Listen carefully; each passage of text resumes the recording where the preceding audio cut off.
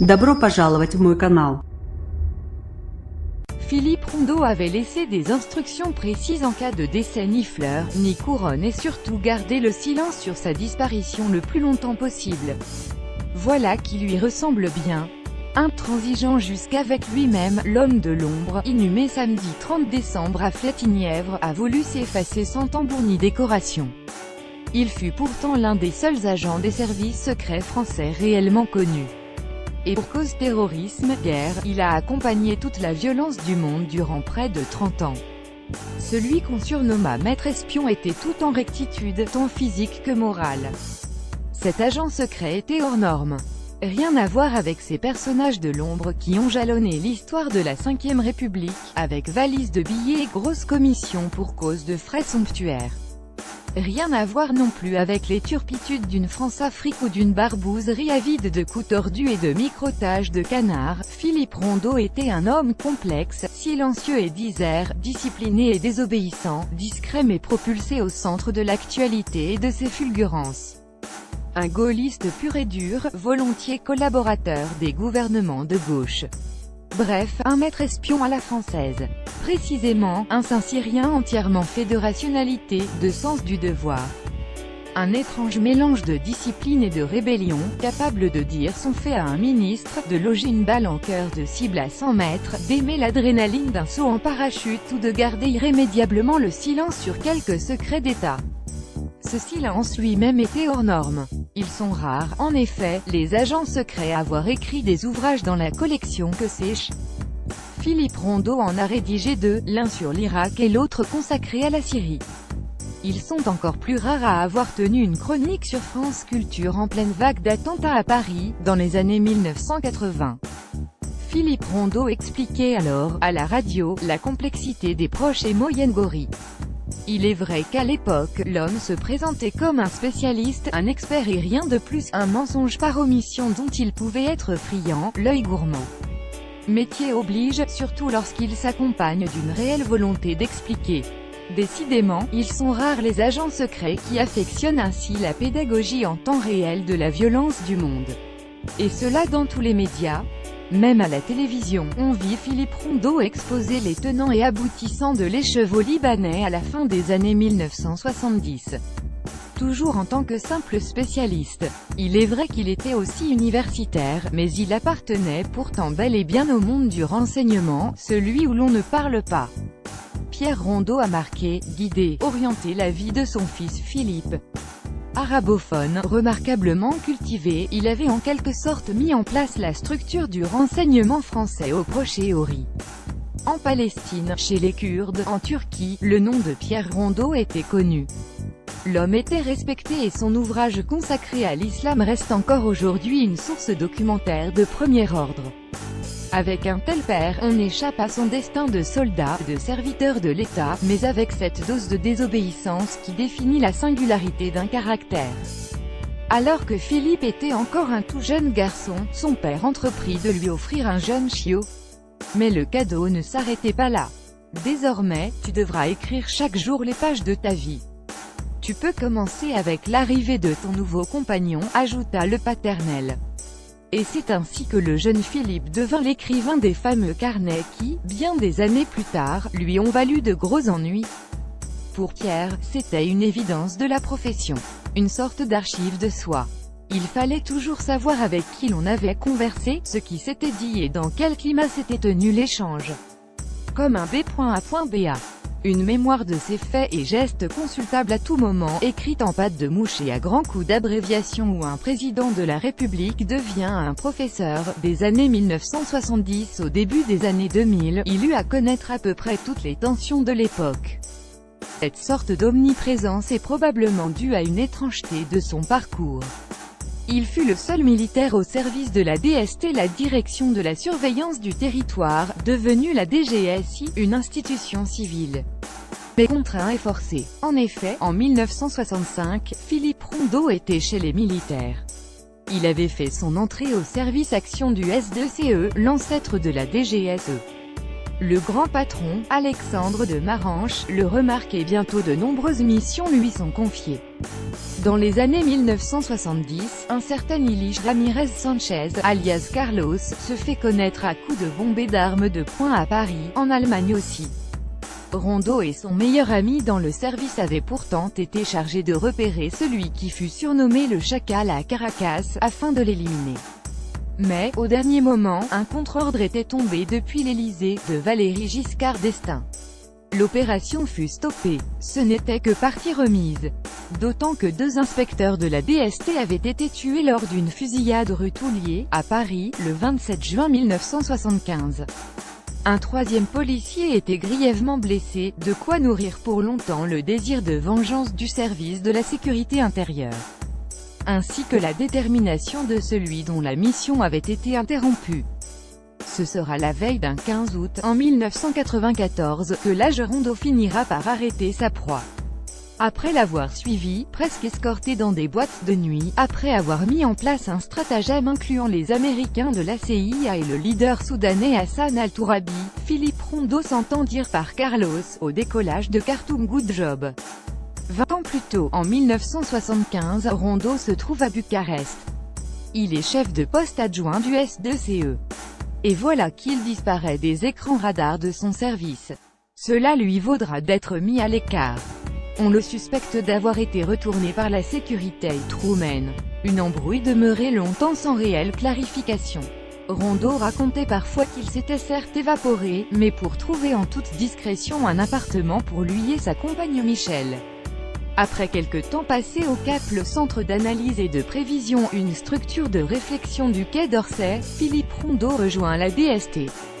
Ou comment un militaire débarque chez les policiers, au moment même où Paris va connaître d'incessantes vagues d'attentats, venus pour la plupart du Proche-Orient. C'est le début d'une succession de crises, de drames humains. Le nom de Philippe Rondo, acteur central de l'antiterrorisme, apparaît peu à peu à la une. Abu Nidal fait mitrailler le restaurant de Joe Goldenberg, rue des Rosiers, le 9 août 1982. L'homme des services connaît grâce à son père le leader sanguinaire du FPLP. Il obtient d'Abu Nidal qu'il cesse ses opérations sur le territoire français. En 1985 et 1986, et la capitale est secouée par des attentats dans le métro et les grands magasins. Philippe Rondo fait partie de l'équipe qui traite le dossier, l'islam radical est à la manœuvre. Celui-là vient d'Iran et recrute tous azimuts. La tension entre les 2 pays atteindra son paroxysme avec ce qu'on a appelé la guerre des ambassades. Le traducteur Waïd Gorgi a laissé son nom comme une marque de fabrique attribuée à cet épisode tragico-rocambolesque. Un autre va suivre, non moins stupéfiant. En 1987, ils étaient 8 touristes sans le sou à avoir décidé d'un voyage un peu fou sur une embarcation de fortune, le Silco. Parmi eux, une Française et son compagnon belge. Ils se retrouvent aux mains d'Abu Nidal, encore lui. Dépêché à Beyrouth, Philippe Rondo obtient la libération des otages, en 1990. Parmi eux, Jacqueline Valente est saine et sauve, avec le bébé qu'elle a eu de l'un de ses ravisseurs. Quant à Michelle Rondo, elle s'occupe de la petite famille. Le Liban sera le creuset de bien des dossiers traités par la recrue militaire de la DST. Des diverses tentatives de récupération du corps de l'otage, Michel sera aux multiples interventions pour secourir les diplomates et journalistes détenus dans les geôles du Hezbollah. Philippe Rondo fait jouer ses réseaux, va au contact et se heurte à un autre émissaire de l'ombre. Un Français, Jean-Charles Marcani, préfet, ancien des services, hommelaillé du ministre de l'Intérieur Charles Pasqua. Ses méthodes sont des plus particulières et parfois assez musclées. La légende veut qu'un jour, à l'aéroport de Tripoli, l'équipe de Marcani a fait face à celle de Rondo. On aurait même sorti les armes, histoire de jouer l'intimidation réciproque. Le Corse aurait fini par lâcher prise, la prise d'otage devint l'une des spécialités de l'agent Rondo. Dans les années 2000, il intervient de façon retentissante pour les journalistes Christian Chesneau et Georges Malbruno. Il jouera aussi un rôle dans le cas de Florence Aubenas, libérée en juin 2005. L'agent éprouve du respect pour les femmes et les hommes de presse. Après coup, les uns et les autres restent en contact avec lui. D'autres épisodes ont nourri peu à peu une sorte de légende, qui s'est constituée malgré l'intéressé. Avec avions, sous-marins et Zodiac, l'exfiltration du général Aoun de l'ambassade de France à Beyrouth en août 1991 eut des allures de film à la James Bond. Dans une salle du Quai d'Orsay, le ministre Roland Dumas put suivre en direct toute l'opération. De l'inédit pour la France. Philippe Rondeau en fut le concepteur et l'acteur. Et puis, il y eut aussi l'Algérie et le djihad, groupe islamique armé. La terrible fin des moines de Tibirine en mars 1996. Les réunions de toutes sortes et au plus haut niveau se multipliaient alors qu'on ignorait tout du sort des hommes d'église. Philippe Rondeau était chaque jour davantage en colère. À ses yeux, on perdait un temps précieux en parlottes inefficaces. Il offrit de remplacer les otages dans une future négociation qu'il entamerait avec les ravisseurs. S'ensuivit un refus compréhensible des autorités. 4 mois plus tard, en juillet, l'émir du djihad, Jamel Zitouni, était tué. Pour Rondeau, c'était bien l'un des principaux responsables de la tuerie qui venait d'être ainsi frappé. Mais des contre-enquêtes se sont fait entendre, des critiques, et finalement une polémique, ont ouvert la possibilité d'une autre version. La mort des moines n'était-elle pas plutôt le résultat d'une épouvantable bavure de l'armée algérienne ? Des tirs d'hélicoptères qui auraient décimé les résidents de Tibirine? Philippe Rondeau ne croyait guère à cette hypothèse. On l'accusa de collusion avec les services algériens. De même dans les Balkans. La traque des criminels de guerre serbes restait entachée, selon beaucoup, d'une histoire de relations privilégiées qui visait en définitive à protéger les personnes recherchées. Les services français étaient là encore sévèrement questionnés. De fait, dès que Philippe Rondeau reçut l'ordre d'intervenir à partir de 1997, les événements prirent une autre tournure. Alors en période de cohabitation, Jacques Chirac et son ministre de la Défense savaient que le règlement de la question des criminels de guerre devenait une condition majeure du retour à la paix. Et c'est donc à Philippe Rondeau que l'on fit appel. Étonnements divers au démarrage, puis mise en œuvre d'un dialogue entre toutes les parties prenantes, l'agent français commença à obtenir de réels succès à partir de 1998. Plusieurs criminels furent arrêtés. Avec les criminels croates recherchés, ce fut encore plus délicat. En particulier, dans le cas du général Ante Gotovina. Ce croate était également de nationalité française. Il possédait un lourd passé de gros bras évoluant dans les sphères de l'extrême droite. Inculpé par le TPIY, le tribunal pénal international pour l'ex-Yougoslavie, il bénéficia malgré tout d'une aide de la part des Français de l'ambassade. Après 4 ans de cavale, Gotovina finit par être appréhendé. Un soulagement pour Rondeau, qui n'avait pas ménagé ses efforts pour mettre un terme à cette histoire pesante. Là encore, les critiques, les accusations n'ont pas manqué. Mais ce n'était pour Rondeau que l'avant-goût d'une tempête baptisée Clearstream. En 2004, Philippe Rondeau est filmé sortant de son appartement, encadré par des policiers et une foule de journalistes. Le commentaire s'imposa tout naturellement sous la plume de la presse. Cette fois, l'homme de l'ombre était exposé au grand jour, et même dans une lumière quasi aveuglante. Le scandale prenait des allures de farce impliquant tout le gratin du personnel politique de l'époque, de même qu'un magistrat réputé et un haut responsable des services. Mais la star du moment, ce fut bien lui, Philippe Rondeau. C'est son ami Jean-Louis Gergorin, un ancien du Cap, qui lui avait remis les fichiers. De fait, dans cette invraisemblable affaire de listing grossièrement trafiqué, il était le seul à apporter des éléments tangibles.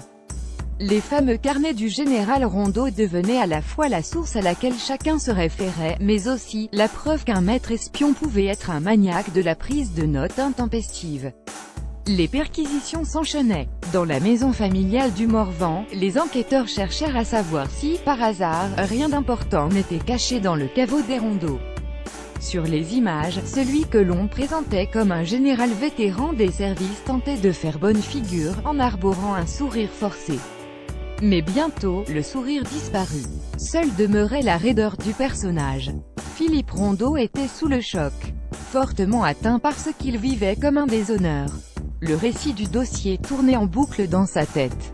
Dans les gares entre Paris et le Morvan, il voyait le Rondeau des carnets de Clearstream affichés à la devanture des kiosques. Au procès, le général Rondeau affirma clairement ce qu'il avait sur le cœur. En France, les militaires ne jouissent pas d'une réputation extraordinaire.